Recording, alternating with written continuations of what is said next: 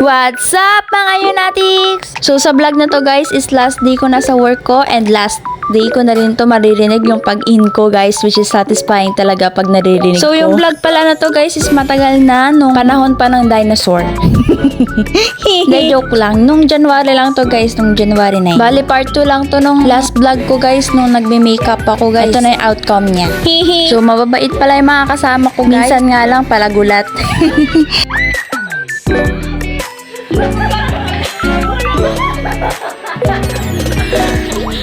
Diba? Sabi ko sa inyo guys. Bale, ayan. Busy sa work si Inday.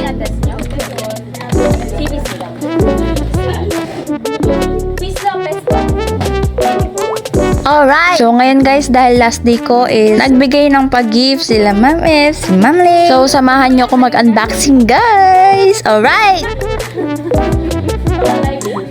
Basta bang happy ako ma'am, okay na yung laman.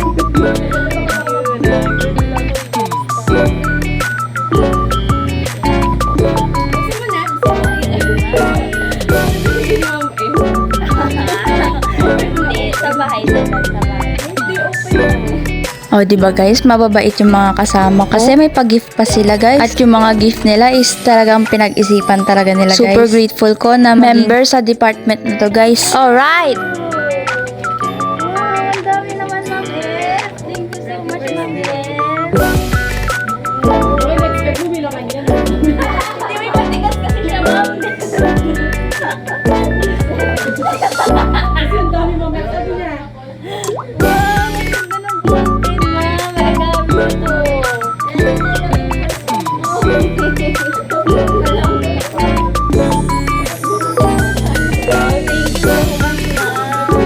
ganda ng content ma'am.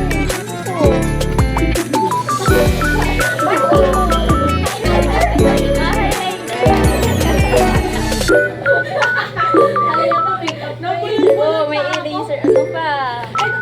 Oh, meron ako. Thank you so much. Ay, naglala naman ako eh. Ang dami naman eh. Ano, read mo yung sulat mo. Oo nga, na-read ko na siya kanina. Yun na, good luck with your studies. I know you'll do great. Thank you so much, Mami.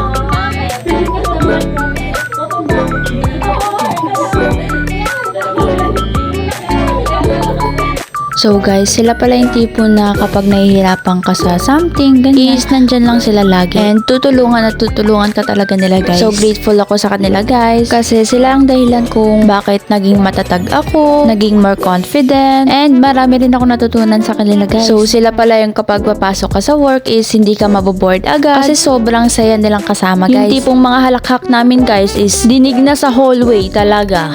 Alright! Walang araw na hindi kami masaya guys. As in every pasok ko ay palaging masaya guys. Nung first day ko pa nga lang guys, napakamahiyain ko talaga guys. As in kahit nung pagpasok lang sa CR nagpapaalam pa ako. Pero sila is malagi akong pinapasaya, pinapalabas nila yung kiliti ko. Kaya nga nung third day guys, nako, dinig buong building ang halakhak ko eh. Alright! Pati na rin sa pagkain guys, hindi ka magugutom dito guys. Kasi lagi silang nanlilibre. Wala, mayayaman yung mga kawork ko eh. Kaya kung napansin nyo guys, biglang lobo ko talaga eh. Tapos yung mukha ko guys, parang nagmamalas na. Alright! Hihi!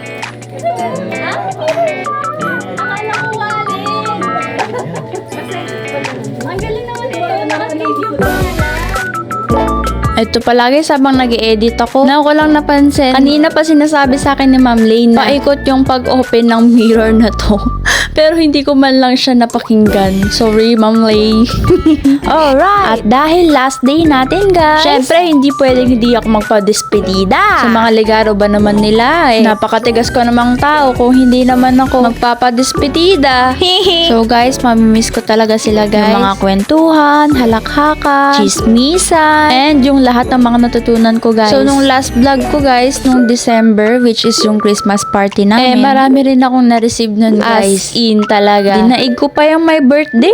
So, sobrang dami. Picture na lang yung pagpapakita ko talaga, guys. Pero very thankful ako kasi ang daming nagmamahal sa akin, guys. Kasi ang dami kong na-receive na regalo, guys. And kung tutuusin, guys, para ko na ring second tahanan itong workplace ko. A lot of things happen na talagang tatatak talaga to sa puso and sa isip ko, guys. So, shoutout pala pala sa mga ka-work ko dyan. Alam niyo na kung sino-sino kayo. I will miss you. I will always think of you as my family. And may God bless you guys always. Ingat kayo lagi dyan guys. Mwah, chup chup. Hihi. Ang natutunan ko sa vlog na to guys is kung anong meron ka is pahalagahan mo. Because one day ay mamimiss mo ito or sila. Alright. Goodbye, Yanatics. Hihi.